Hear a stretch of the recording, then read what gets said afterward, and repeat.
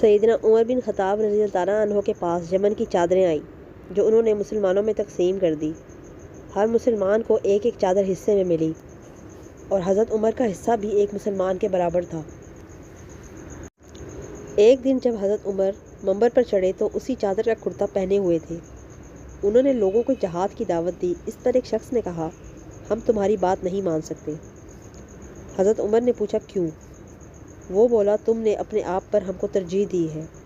تمہارے حصے میں ایک چادر آئی تھی لیکن تمہارا قد طویل ہے، وہ چادر تمہارے لیے کافی نہیں ہو سکتی تھی، پھر تم نے اس کا یہ کرتا کیسے بنا لیا؟